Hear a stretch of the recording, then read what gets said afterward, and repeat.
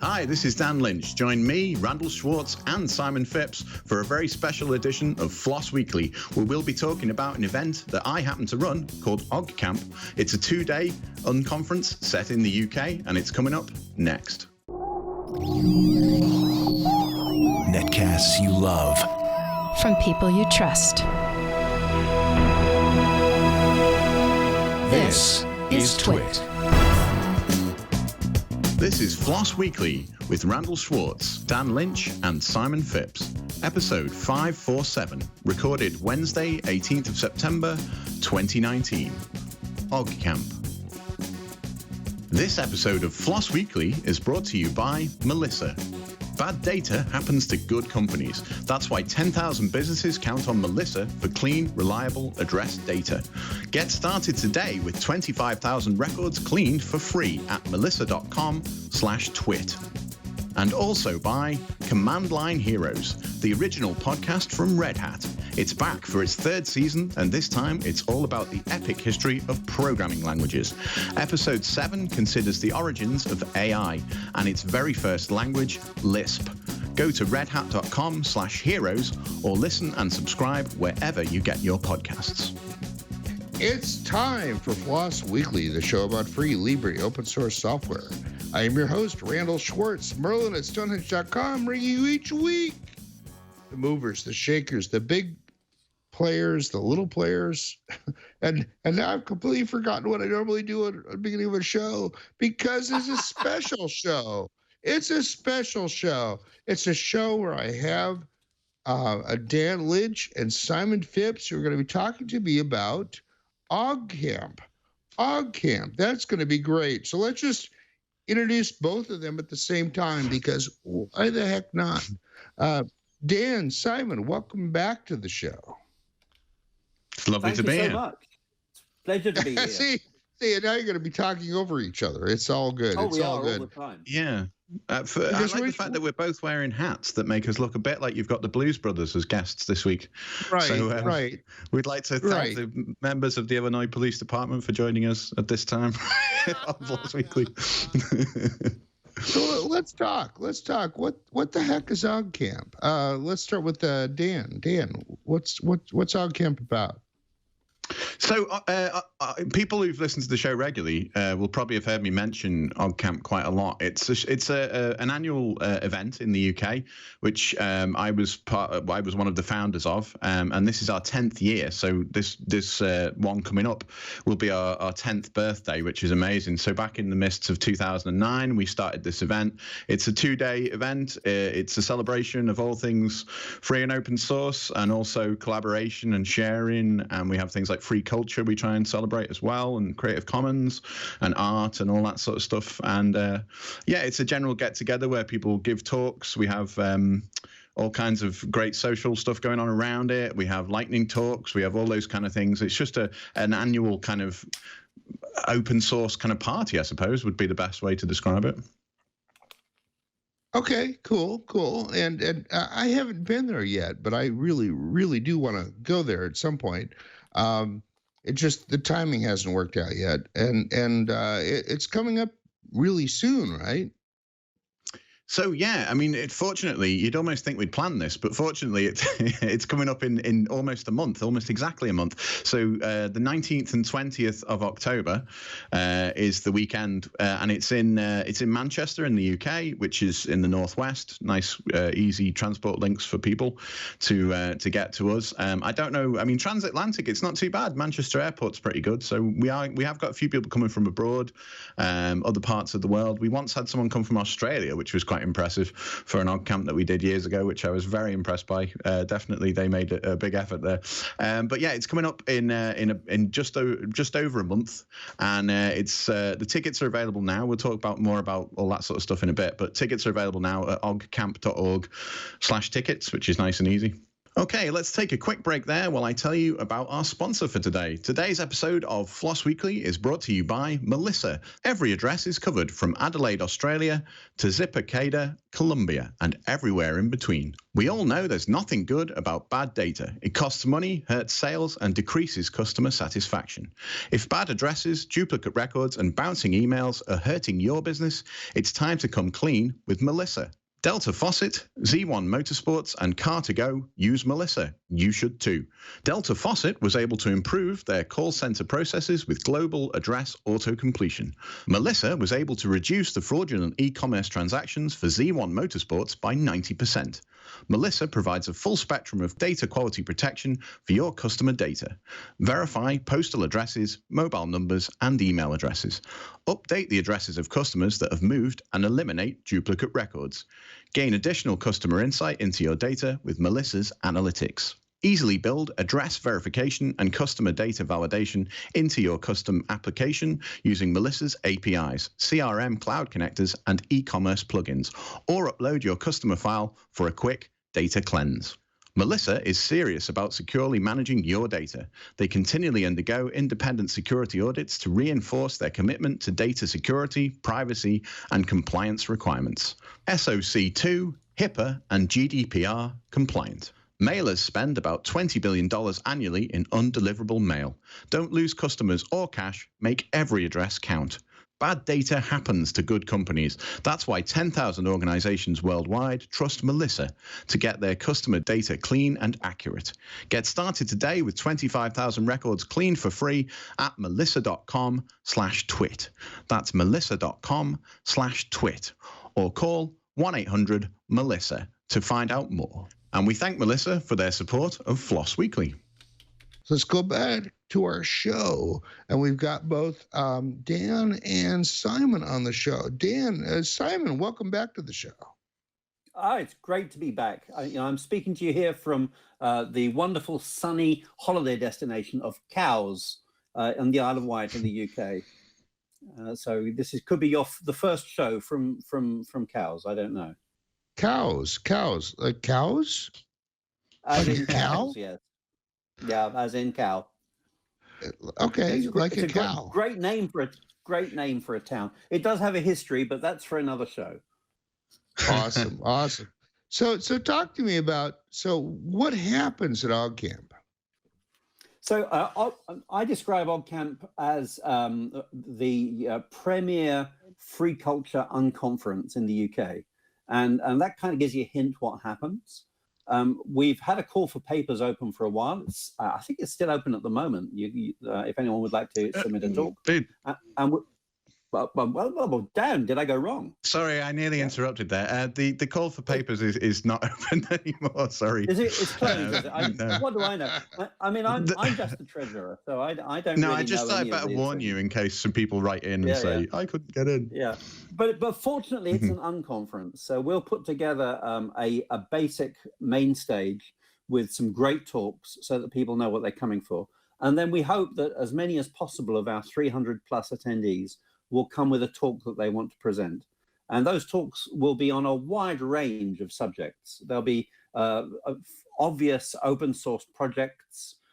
They will be free culture activities where people are making music or talking about publishing books. There will be people who are talking about projects they have built, that they've implemented. There'll be a whole wide range of these things. And then that's in the context of an exhibit area that's got tables for various open source, open hardware, free culture projects. We've got representatives of organizations like the Open Rights Group coming along to come and also take one of those tables. And then it's a sandwich of nutritious filling in between slices of entertainment in the evening. So there's great parties on the Friday night and the Saturday night that people can come to. And if people are still ticking over come Sunday night, there's an event that evening as well. So think of it as an all-weekend free culture party that everyone can join in with all the way through the event. The other thing that's really significant is that we have pay what you want ticketing. So the ticket price is theoretically £15, but if you can't afford that, or indeed if you want to give us much more than that, you can just go to oggcamp.org/tickets and put in any ticket price and get yourself a ticket. If you're quick, there's only 66 tickets left. Wow. Yeah. And so the point of this, I think you mentioned unconference like once or twice, but I don't know if people understand what that actually is. It's a conference where it sort of evolves because of people who show up, and people put their name into a hat or whatever, and essentially create the conference as a part of that. So as opposed to, say, a conference where everybody has got proposals and they put proposals in and they get accepted or not and things like that. So can you describe a bit more about what an unconference is like? Yeah, I describe it as a hybrid bar camp. Seeing as we're on Floss Weekly, we can get technical about this. Sure. We may as well get some. I want to get some jargon in there. I'm worried that people will be low on their jargon this week, or acronyms or whatever. So yeah, it's what I describe as a hybrid bar camp because we cheat basically. So a bar camp or an unconference, as you say, is an event where the attendees come along, and usually there's a board on the wall where you have all your tracks and stuff, and people can often take something like a post-it note and write on it what they'd like to talk about, and then stick it on the wall.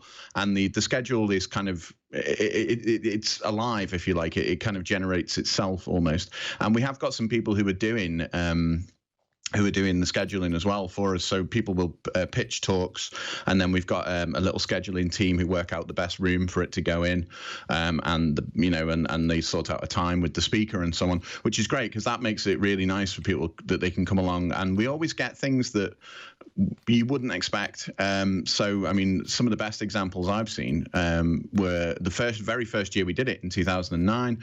There was a lady who came along and pitched a talk about drawing pigs, which sounds mad, but let me explain it. So drawing like cartoons of pigs, right? And she got everybody in the room to draw with a marker pen a cartoon of a pig.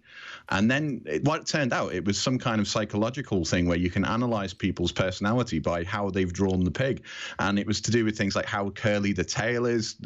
Apparently it signifies how confident you can be and stuff like that. But that was, I mean, it was really interesting. The sort of thing that I would never have thought to book for a conference, let's be honest. I think many people were surprised. But the hybrid element is that we have a scheduled track as well. So what we found was that we'd like to have a few kind of fixed talks on the main stage, keynotes, if you want to call them that, on the main stage, and because people like to see at least something about what they're going to find when they come to the event. So we have that, but we also have then another 3 rooms where people can do their own thing as well. And then there's the exhibition, and there's a kids room this year. There's loads of stuff going on. Cool. So there's a lot of things going on. What's sort of the context of everything? Why are people getting together for this? It's a good question. I mean, so if we go back in the kind of mists of time a little bit to how the event began originally, we back in 2009, we took over from an existing event. So there was an event called Lug Radio Live, which was to do with the Lug Radio podcast, which John O'Bacon, who formerly of this parish, many people will know. Yes. He was one of the hosts of Lug Radio, and they used to run an annual event in the UK for 4 or 5 years or more, which became the kind of the UK's biggest community conference for Linux and open source and free software and all that kind of stuff. And then they finished with that 1 year. In 2008, I went along and I was an attendee, and they said they were not doing any more after that. So we got together with the Ubuntu UK podcast and some of the other people and decided that it was really important for the community because there's a lot of kind of corporate events around and more sponsored kind of businessy events and stuff, but this is slightly different. This is it's a community event, and it's got a slightly different kind of atmosphere. I'm sure we've all been to many of the big corporate events, which are great, and of course, nothing against them at all. They have their place, but it's nice to be at something where everybody is kind of possibly a bit more relaxed, and it's more it's say less formal, and people come along and they want to get together, and often we find people who haven't maybe they meet online regularly, but they don't have a chance to meet in person. And we've had people who've met after years of talking online, who've met in person for the first time at an OggCamp because they live on different continents. So I suppose that's a big thing that people get out of it, is the sense of community and sharing and seeing friends that they only get to see sometimes once a year at the event. And just generally getting together and having a good time and sharing ideas as well. And we've had, one of the big things that we've had is we've had software projects and other things come out of the event that have been generated from it, open source projects, which I'm happy to tell you about. Do you want me to tell you about that now, or I don't want to go on too long without giving you a chance to get in with more questions. But yeah, I'll get into the schedule in a minute. But some of our schedule this year celebrates the fact that in the last 10 years from our first event, we've had a couple of open source projects, fairly significant ones, that have been generated by two people kind of meeting at an OggCamp and going, oh, we should work together, and then springing from that. So it's just a chance to meet people and get together, really, which is great. Yeah, one of the things I find at these events, I mean, like I go to OSCON all the time and all these other events, like I'm going to be at All Things Open coming up in a few weeks. Is there, the hallway track is amazing. You just start randomly chatting about things, and sometimes the randomly chatting about things leads to entire new projects. Yeah, definitely. And this is like a hallway track is a great analogy. It's something that people often mention. OggCamp is almost all hallway track, if that makes sense. I mean, obviously it's not literally, but that's the atmosphere, is that people are kind of getting together and coming up with ideas and all kinds of things. Podcasts have come out of it, all kinds of various things, which is great when we see people collaborating. So we've got a number of keynotes this year. Our opening keynote is from Andy Stanford Clark, who is he's from IBM, and he was one of the people who created the MQTT protocol. As I said, I'm going to get enough acronyms in here and technical bits for people so they don't feel like they're missing out this week. But MQTT is a messaging protocol that people use in embedded systems a lot, and things like IoT systems, like home automation stuff, things like that, where devices need to send a little message to each other, like your boiler needs to send a message to the thermometer, so the thermostat or back, or vice versa. He came up with this thing called MQTT, which is the protocol that they use. It's everywhere now. It's massive, and he came along to the first OggCamp in 2009, gave a talk about MQTT, which was very new at the time. Somebody in the crowd at the time, another chap called Roger Light, he was interested in this, and then after the talk, they kind of got their heads together and chatted, and they created a project called Mosquito, which is an open source project, which is really popular with, I'm sure you're going to see the bit where I start to lose my understanding of this part of the project and stuff, but it's to do with home automation and smart home devices and communicating in an open source way with open source software. And that whole project was created from the fact that Roger was in the crowd at the first OggCamp and saw Andy's talk, and then they got their heads together, which was great. And Andy's coming back, and so is Roger, and they're going to do, as our opening talk this year for the opening keynote, one of our scheduled talks, they're going to tell us about how that came about, the 10 years since that first OggCamp, when they first met, where the project is now, and how that's come about. And Simon, how important was this to your role at Sun when you were trying to promote open source projects? Was this the kind of thing that you spent a lot of time promoting? So I worked on a lot of community events when I was at Sun. OggCamp didn't really get started until Sun had nearly finished. So yes, of course. I went along to OggCamp. The first time I went to OggCamp, I actually went along to go speak about Open Rights Group and the need to protect people's digital rights. So, but I was very comfortable with the concept because I'd been along to OggCamp. Sorry, I'd been along to BarCamp. I went along to one of Tim O'Reilly's original BarCamps. And the idea of an unconference was a very comfortable concept.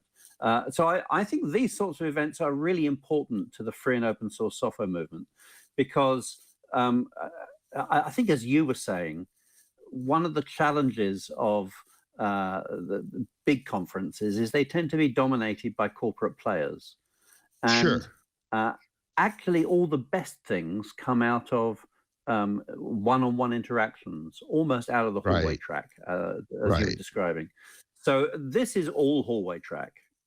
This is the hallway track where some of the hallway conversations have got big enough that you need to put them in conference rooms, rather than the other way around, like at other conferences, where the conference talks occasionally spawn a conversation in the hall. And for me, that's fundamental. That sort of grassroots getting things done is what has motivated me to be involved in OSI, in the Document Foundation, and in other projects. And so that was fundamental to me. Well, because that's the key at these conferences. It's like it is the fact that people are on top talking to people, and it's an amazing event. It's an amazing event. I can't tell you the number of times. I've been to OSCON, pretty much every time except a few years, and then I get to talk to people who are in the hallway, and it's like that seems to be the key to this. It's where the real action happens, and we need to have that action happen. Absolutely agree. And I at this conference, one of the great things we've got here is the whole thing is run by volunteers. We have a tremendous crew this year. We've got, I think there's a good 6 of the people attending are going to be members of the crew, as far as I can work out, Dan. Sorry, go on. So we have a big dynamic crew of people who are all volunteers, are there to make everything go well for everybody. When you arrive at OggCamp, you get met at the door by volunteers who welcome you. There's volunteers around to help with things the whole time, and that sense of community, I think, is one of the strong features of OggCamp. Yeah, I mean, we actually have. Sorry, I'm interrupting now, but we actually have 30 odd people signed up on the crew this year. I made an appeal for people to volunteer to help out, and we've closed the form now for people to volunteer, because we've got almost 30 people on the volunteer list, which is amazing. So that gives an idea of the way that the kind of community that are around this event, and the great people who come along and help. And that's amazing. And actually, can you tell me like the size of the volunteer team? It must be huge. Yeah, so there's the organizing team, which is there's about Simon's right. There's about 7 or 8 of us on the organizing team, which has changed over the years, and that's the kind of the people who end up doing all the stuff. Like today I've been trying to sort out booking things like hiring radios, crew radios, all the exciting things like that. But then beyond that, we have a crew lead. We have Les, who's our crew lead, Les Pounder, and he, the chief, as we call him, he kind of leads the volunteers on the day, which is great. And we've got I think it's 30 people this year on the crew, and they all help out with all kinds of things, from as Simon says, greeting people at the door and registering them, to lifting boxes and moving stuff around. But the great thing about having more people than you need is that we don't want to wear people out. We appreciate that they give us their time and their help, and we want them to be able to say, I'd like to go and see this talk now, and maybe have an hour to do that. And if there's more people there, we many hands make light work, and we can cover the things, which is great.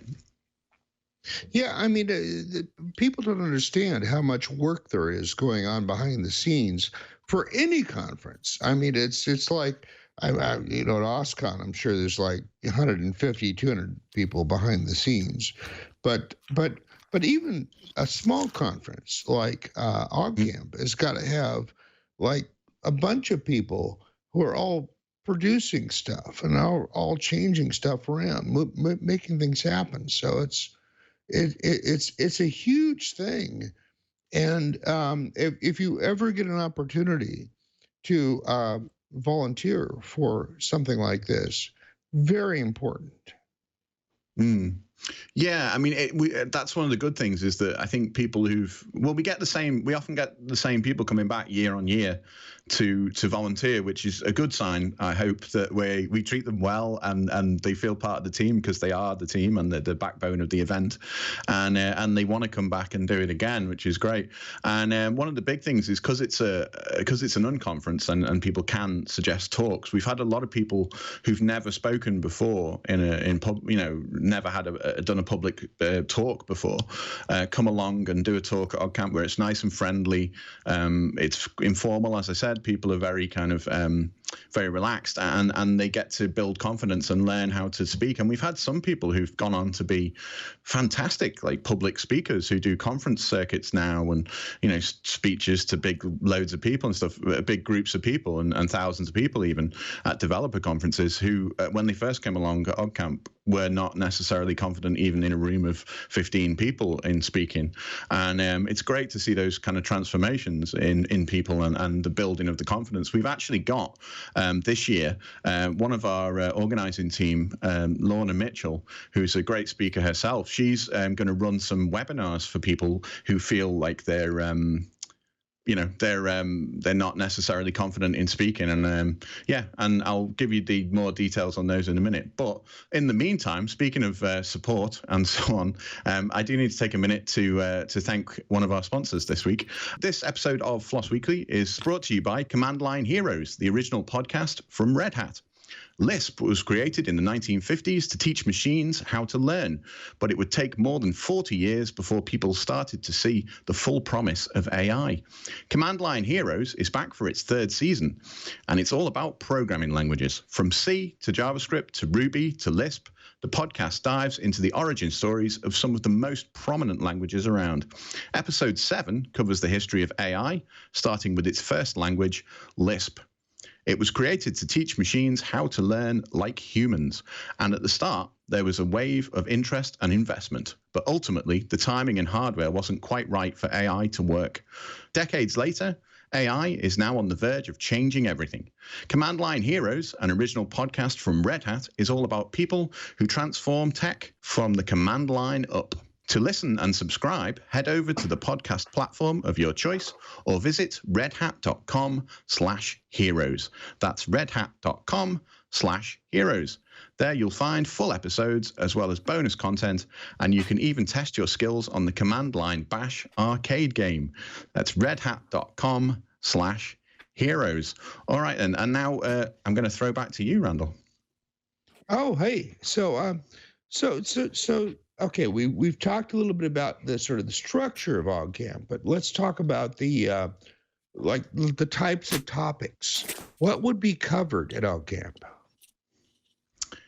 Lots of different things. So I liked Simon's description before of it being like a sandwich, which I haven't even thought of before. That was great. Thanks for that, Simon. I'll have to put that in the marketing spiel, a sandwich of all kinds of stuff. Yeah, so we've got, if you go to oggcamp.org, our website, which is, I seem to be struggling over saying there, but oggcamp.org is the website. There's a schedule page on there, oggcamp.org/schedule, and we've got some great stuff on there. So there's also there's a speakers list. So I mentioned the IoT stuff, embedded stuff, MQTT. We've got Andy Stanford-Clark from IBM and Roger Light, who are going to talk about Mosquito. Sure. We've also got some stuff for beginners as well, because we get lots of highly technical talks, as you'd expect, but we like to keep it as open as possible and to let people, people who want to learn new things and maybe tell us about their experiences. So we've got a talk called Noobs on Oobs, which is Ubuntu, basically. It's a lady called Anna who's coming along to tell us about her journey from not knowing anything about Linux to using Ubuntu full time, and she does development stuff on Ubuntu and loves it. And it's encouraging people to learn about Linux and other systems. We've got some political talks as well. We've got things about video video. So there was one called video. You have to excuse me for looking away from the camera here to look at the screen, but Video Killed My Data Plan is one of our talks. We've got a guy called Doug Sillers who does optimizing stuff for mobile, and he's going to talk about how to develop your sites and your web content with video in a way where you can deliver the video without killing the data plan, essentially, as he says. So how to optimize video. So there's lots of technical stuff there as well. We've got stuff about the indie web movement, which is really taking off right now. This attempt to decentralize some of these big silos and things that we've got now, and make the web more like it was originally, more kind of democratic, if you like. We've got a project. This should be an interesting one, possibly, running an open source project with almost no community. Which is Jerome Batten's coming along. He runs, that's interesting. So he's going to tell us. He runs a thing called LibraPlan, which is he says it's a big open source project. It's used by, he says here, my biggest customer is an oil company with offices in 30 countries. LibraPlan is a web-based project management application, but he's been trying to get people in, but I think basically it's what to do if you start an open source project and maybe people don't flock to it and to help out in the way that you thought, and how to get people aboard. So I think knowing him, the title's a bit misleading. He doesn't want community. He's saying how do you deal with getting a community, I think, and stuff like that. We got all kinds of stuff like OpenStreetMap as well, which would be good.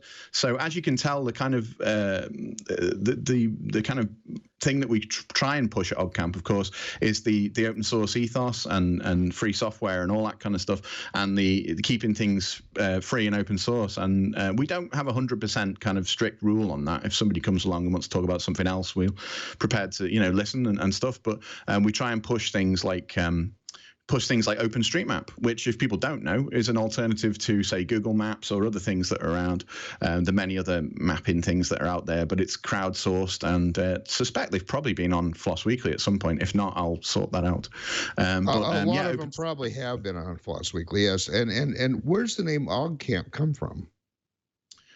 Everybody asks that. It's not an acronym. People think it's an acronym for like OGG is an acronym for something. But basically what happened was initially when we came up with a list of about 5 or 6 names that it could be, OggCamp was on there, and I pitched the term OggCamp because we were trying to think of something that would mix not just the free software side of things and the open source side of things, but also, as Simon said, the free culture, because we've had a lot of free culture music and art and stuff involved as well, Creative Commons and stuff. So I chose Ogg because Ogg at the time was the prevalent open source audio and video format at the time. Yes. And then because it was a bar camp, essentially. It was just OggCamp. But now Ogg isn't really very popular, and nobody uses Ogg anymore, I don't think. So that's why I was asking. It's like, what the hell does that mean? Yes, exactly. Yeah, it does. It does seem a bit. It does seem a bit antiquated in some ways now. But Ogg's still out there. I've still used it relatively recently. The codecs are still there. And Simon's thankfully prompted me to mention the fact that we've got some sponsors. And one of the big things, even with a community event with so many great volunteers, is that obviously we have to hire a venue, we have to get other things together that do cost money. And we've had some great over the years. We've had some brilliant sponsors who've helped us out with things like that. And this year is no exception. So I will quickly mention them just to make sure we've covered them. So we've got Entroware, which is a company who sell Linux, pre-installed Linux machines, computers, pre-built, a bit like System 76 for you people in the States who will be familiar with System 76, maybe those kind of companies. Entroware sell in the UK and in Europe Linux computers, desktops, laptop servers, which is great. We've got a little company called IBM. I don't know what they do. I think they do some kind of computing. We have no idea what they are. Who they are. They've just been bought by one of those Linux distro companies, haven't they? Yeah, I think that might be the other way around, but we don't want to upset anyone with that one. Well, we'll see in a couple of years' time, won't we? You may be right. So we've got them. We've got Ubuntu, the Ubuntu project. They're helping to support, and OpenSUSE as well. So we've got some various Linux distros in there, and 8 Circles, who are a UK software company as well. So now that I've done that, thank you very much to all of our sponsors, of course, for supporting us. Yes. But one of the big things this year is the kids track that we're trying to run as well. So we've had a lot of families come to OggCamp. We get a lot of families come along, which we encourage, which is great to see. People coming along and bringing the kids and getting them involved as well.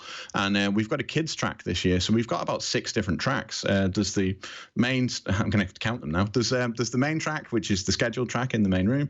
There's 3 bar camp tracks. There's the exhibition room, yeah, that's right, and then there's the kids room as well. So we're going to have hopefully some people in there from Code Club and other things where the kids can come along, and we're going to be doing robot building and all kinds of stuff, and maybe hopefully bringing the next generation into the open source way of doing things and spread that kind of ethos. Yeah, and the Andromeda actually asks, what kind of kids events? What are you going to have? Yeah, okay.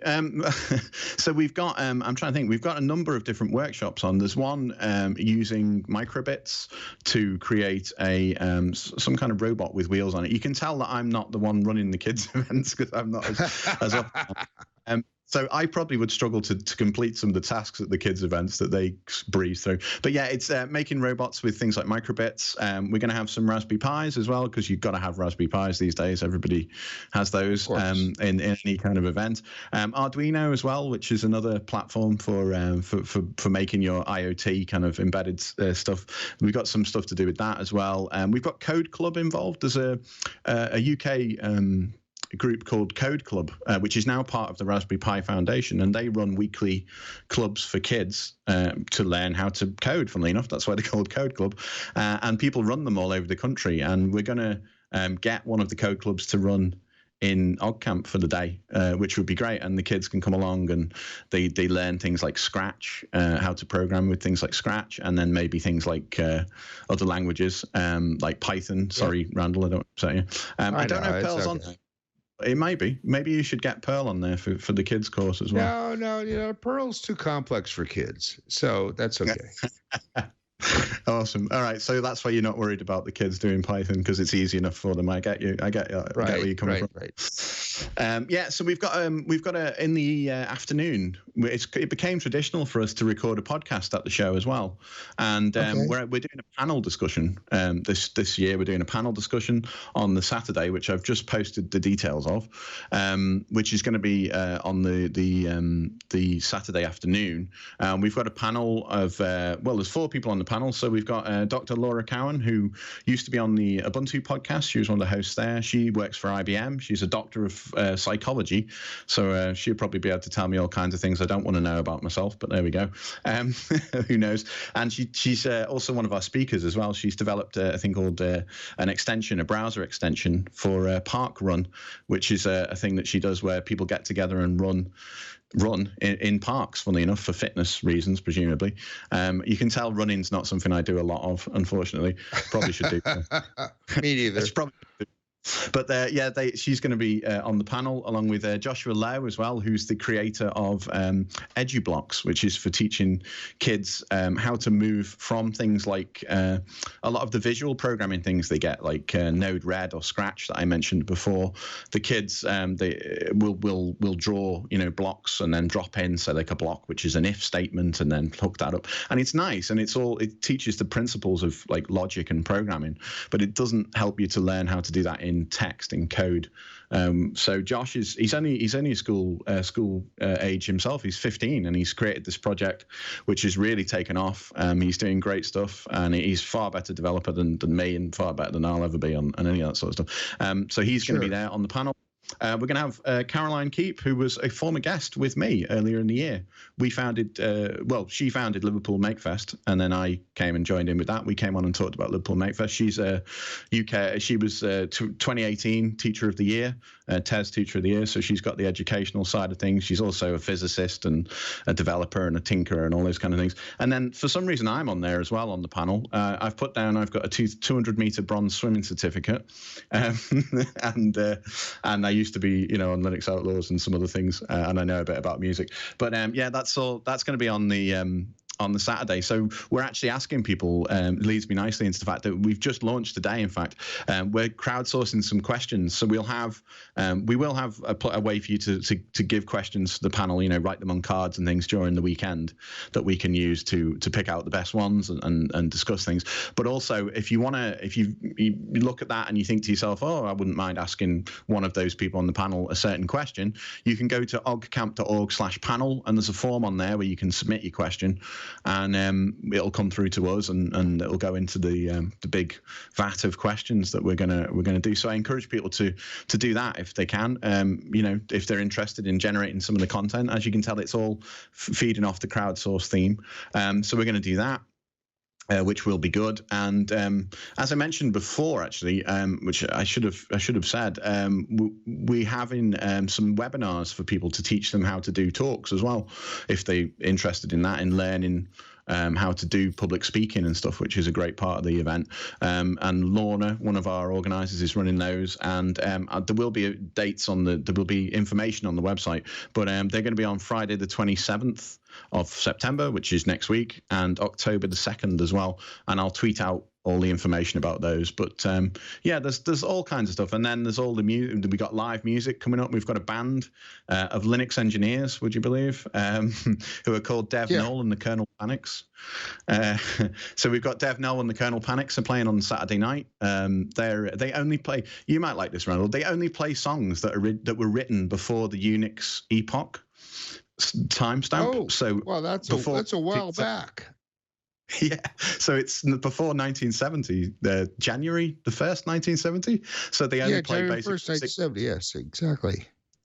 Yeah, so they're going to come along and play a lot of 60s tunes for us in their inimitable style, and I'll probably join in at some point and make some noise as well. So that should be fun. Cool. That sounds amazing. So this conference has a huge variety of things going on, and you have a number of people helping produce it. Is that ever difficult to get people together to make that happen? I would say no, but I'm slightly worried that I'm hogging everything too much. Simon, what do you reckon? Are you got any thoughts? Well, so the conference has been going on for a long time. What Dan was too modest to say was that the conference really started as a fan club for his podcast, which is the Linux Outlaws podcast. And, sure, right. The audience and the volunteers have kind of ebbed and flowed with that heritage, and I would say that it was a little harder to get a good crew of volunteers and organizers together in the middle history there. But more recently, it's been getting easier again. One of the changes that the conference made about 3 years ago was to go to their attorney and say that they would like to incorporate. And their attorney said to them, "That's a crazy thing to do. That's like giving yourself an extra job to do in your spare time. Why don't you go and get hosted by a handy organization that will look after your finances and your tax affairs and your fiduciary responsibilities for you?" Yeah. And they, the attorney recommended that they come and get hosted by the nonprofit that I run called Public Software. And so OggCamp is actually hosted within Public Software CIC, which is the nonprofit that I run. And as a result of that, I end up getting to be on the organizing team as the honorary treasurer. So one of the great ways to improve the number of volunteers here is to go and hook in nonprofit organizations to come and support you. Rather than trying to organize it all yourself and do it all yourself, you'll discover that there's other organizations out there that will help you with things. And so what OggCamp did was then find somebody who'd look after the money, find someone who'd do all the unpleasant jobs like paying the bills and negotiating with the sponsors. And the result of that is people like Dan and Les are now set free from all this administration. The result has been this year we've got like 8 or 10 organizers, we've got nearly 30 crew, and it's become really easy to get people to join in. So I'd recommend everybody come to Public Software and get hosted, and that will use up all of my spare time, and I won't be able to do podcasts anymore. Yeah, and you know what? The best part about like these unconferences is that you can present something in 45 minutes or so, and get your feet wet, as it is, to be able to say, I've talked in front of people, and I tell you, as someone who's professional, speaker, been many conferences, many things. It's nice to be able to sort of get your feet wet and actually sort of engage with people. So I appreciate that there's conferences like this that allow you to do that.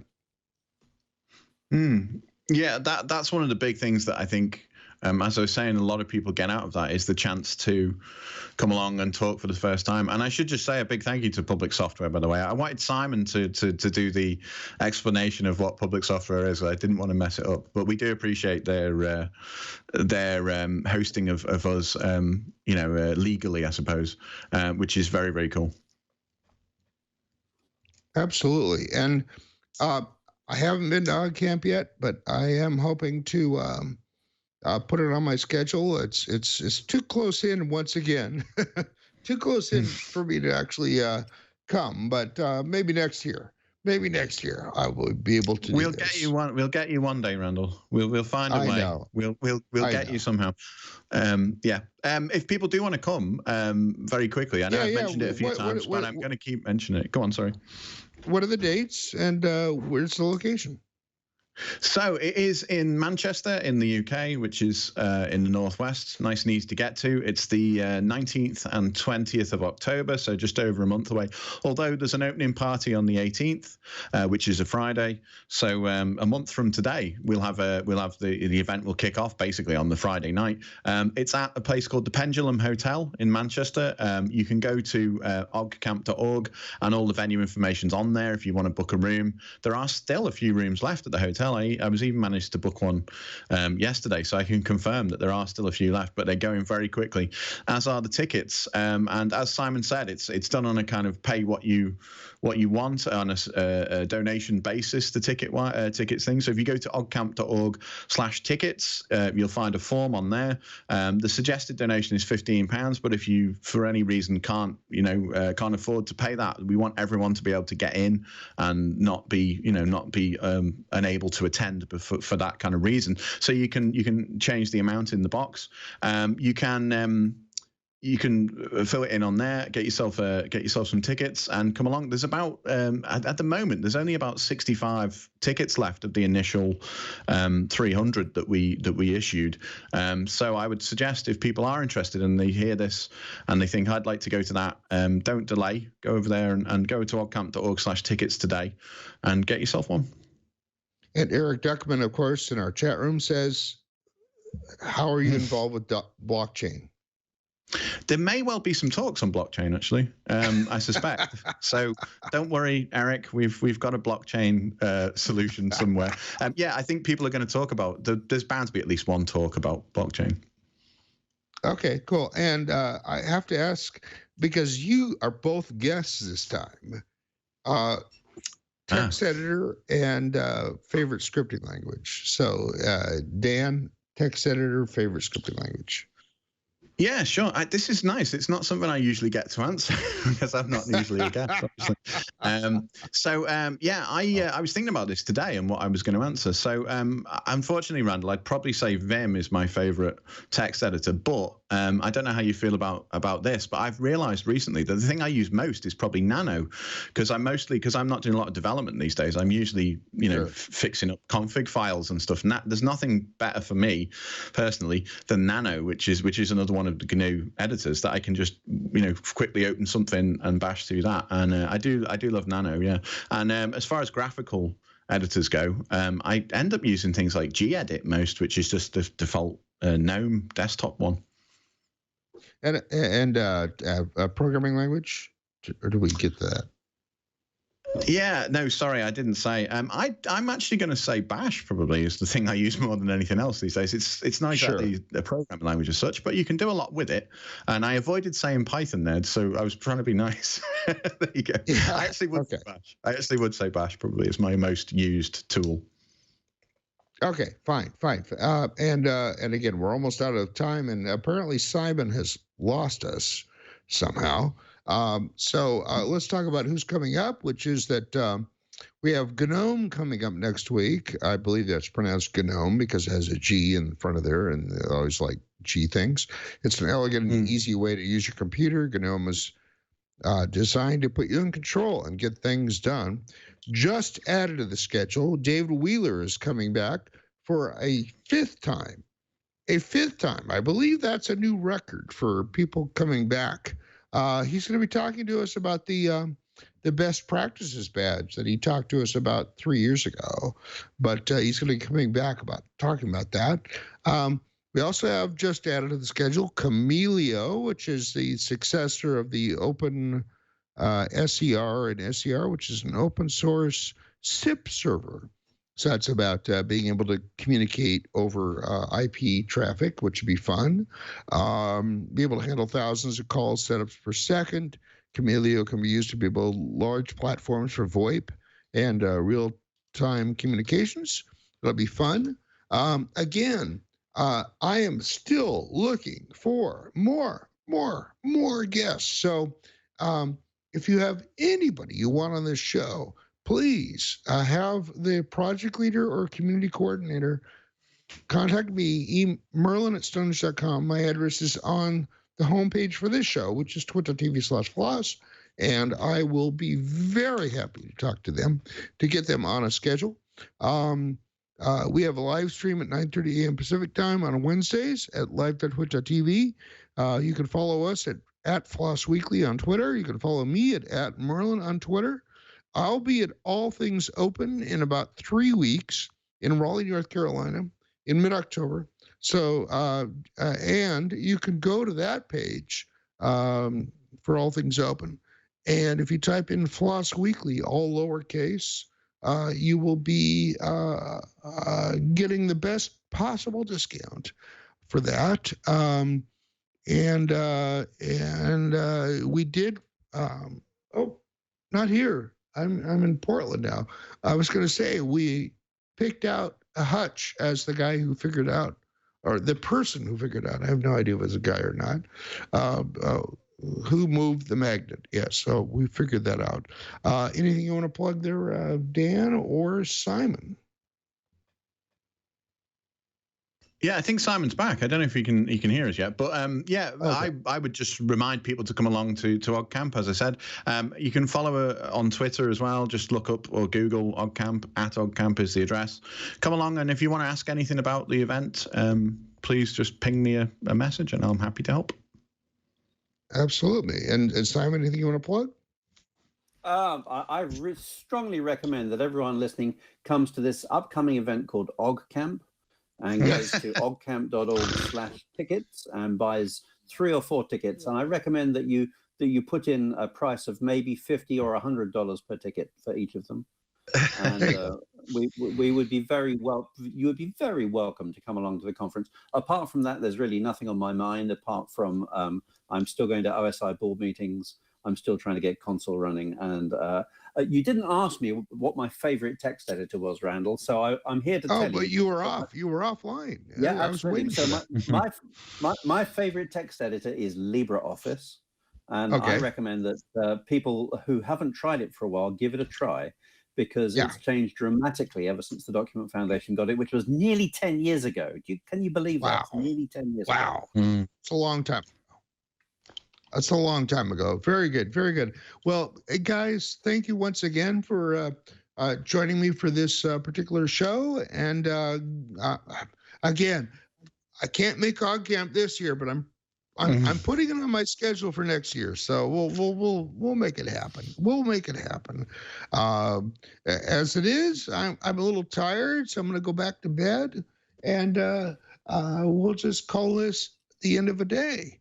And my voice is slowly getting better, but Not completely all the way there yet, but we'll figure it out. Eventually, my voice will be back to normal. So thank you both for being on my show again today. And we'll see you all again next week on Floss Weekly.